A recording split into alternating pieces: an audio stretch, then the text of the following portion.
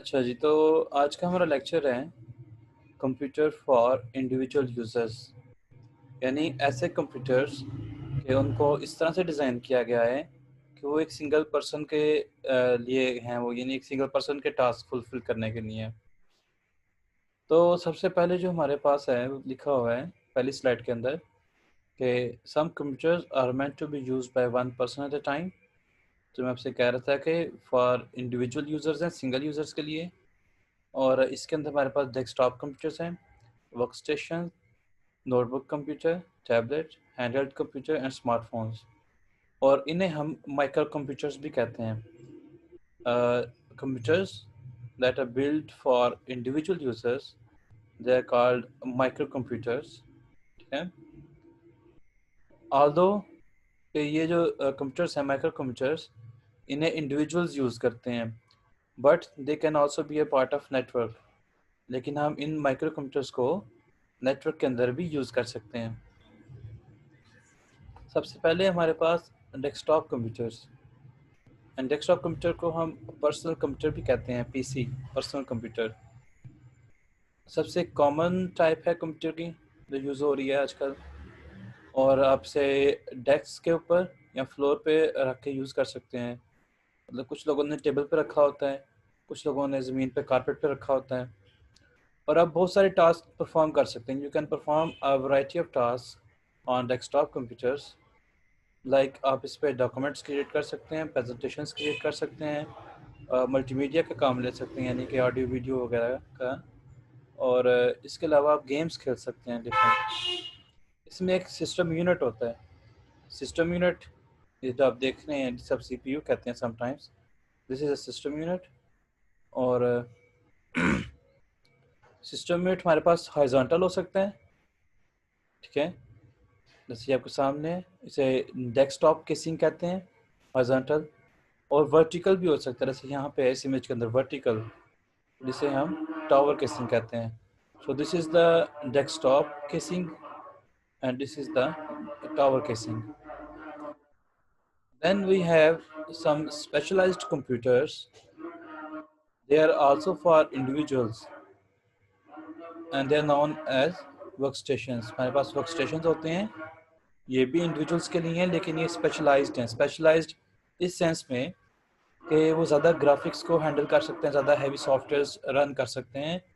तो जो graphical designers होते हैं, जिन लोगों ने रिसर्च करना होता है, तो वो भी वर्क स्टेशंस यूज़ करते हैं।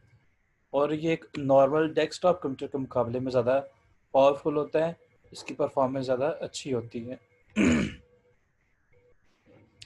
Then we have notebook computers. Notebook computers जिन्हें आप लैपटॉप भी कहते हैं, they are very small in size and they are easily portable. Portable का मतलब है कि आप उन्हें बड़े आराम से एक जगह से दूसरी जगह मूव कर सकते हैं।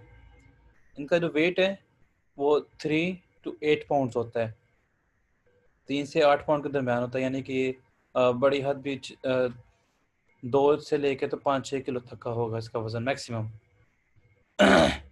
और टिपिकली आमतौर पे ये नोटबुक कंप्यूटर्स हैं, they are as much powerful as a desktop and it also include docking station. इसके अंदर एक डॉकिंग स्टेशन भी होता है जो देखने में ऐसे है। आपका लैपटॉप जो है वो इस पिंस के ज़रिए इस कनेक्टर के साथ कनेक्ट हो जाता है, यानी कि वाया दिस कनेक्टर आपका लैपटॉप इस डॉकिंग स्टेशन से कनेक्ट होगा। उसमें देखिए, इसमें बहुत सारी पोर्ट्स हमारे पास अवेलेबल हैं, और डिफरेंट पोर्ट्स हैं वीजीए के लिए, माउस कीबोर्ड वगैरह के लिए। इसका पावर केबल भी लगेगा डॉक्टर का, और ये देखें साइड पे यूएसबी केबल्स वगैरह का भी ऑप्शन है। तो आप मल्टीपल डिवाइसेस को इजीली कनेक्ट कर सकते हैं with your laptop by using a docking station. Then we have tablet computers.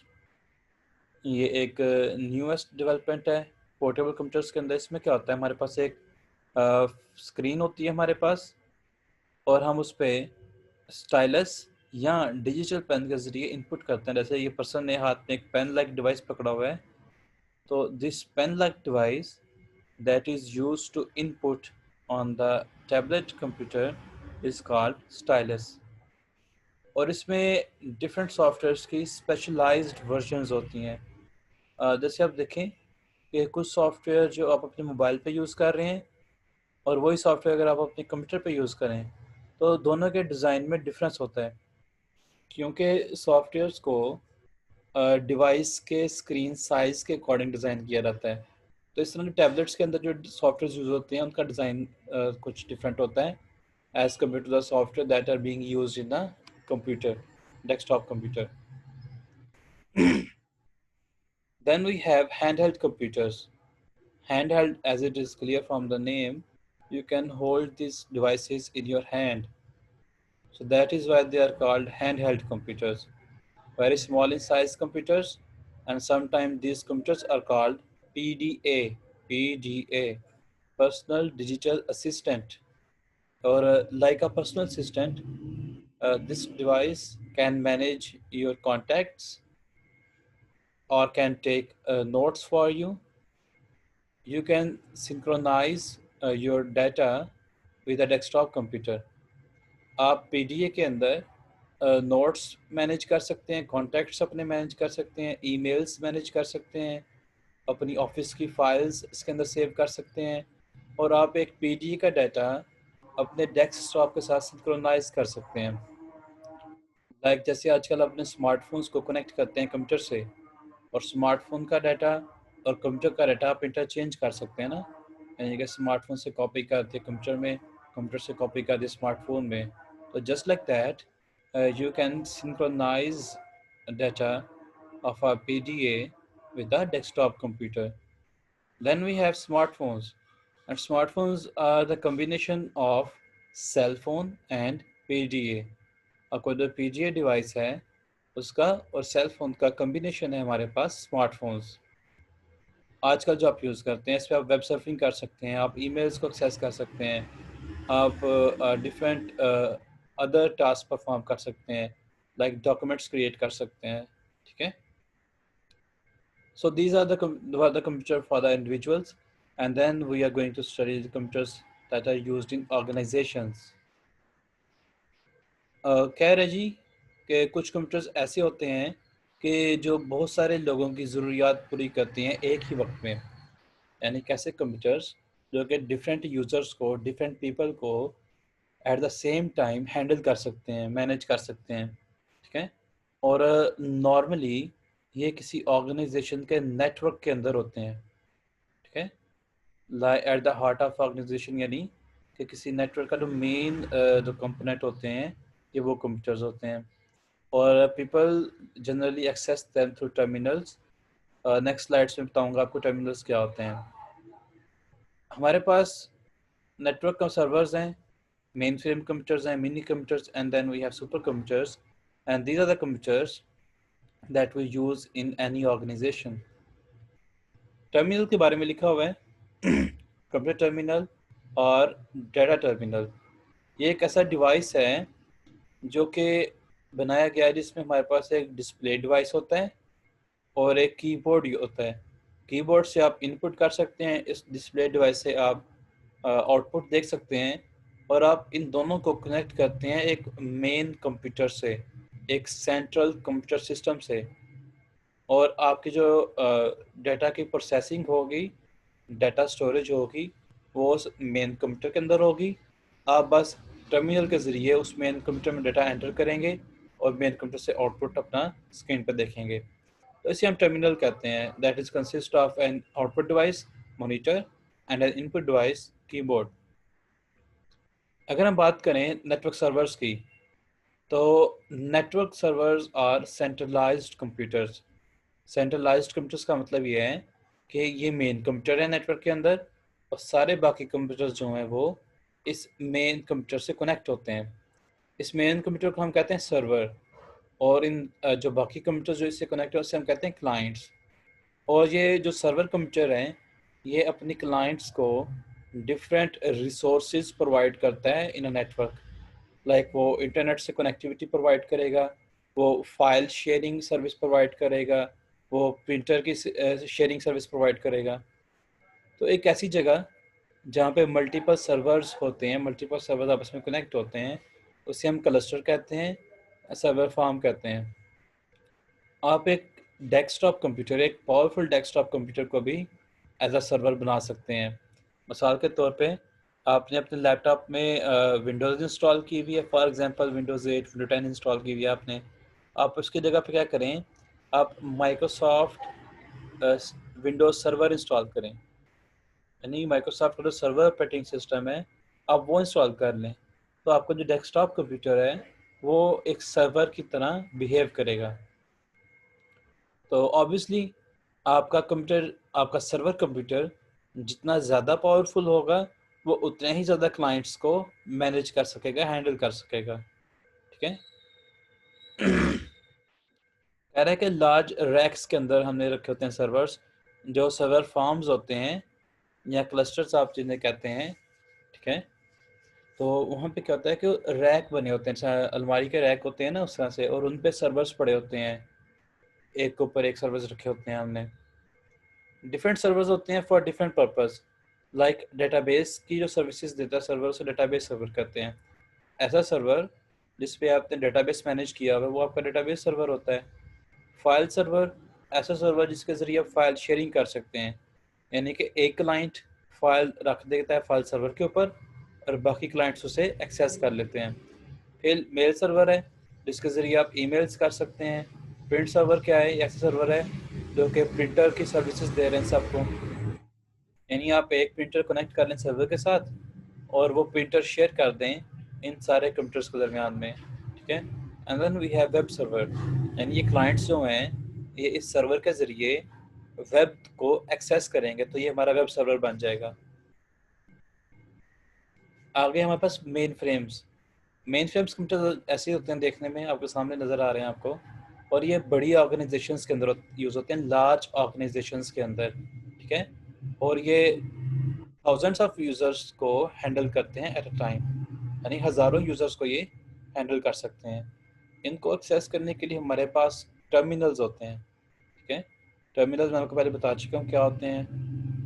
तो टर्मिनल दो तरह के होते हैं basically, dump terminal, intelligent terminal. Dump terminal में सिर्फ ये होगा कि वो सिर्फ कंप्यूटर में मेन सर्वर में यानी मेन फ्रेम में इनपुट कर सकेंगे और आउटपुट कर सकेंगे, यानी कि ऐसे टर्मिनल जो सिर्फ मेन फ्रेम में इनपुट करते हैं और आउटपुट लेते हैं मेन फ्रेम से, और डंप टर्मिनल होते हैं वो अपनी प्रोसेसिंग खुद नहीं करते बल्कि मेन फ्रेम कंप्यूटर के अंदर उनके लिए प्रोसेसिंग होती है।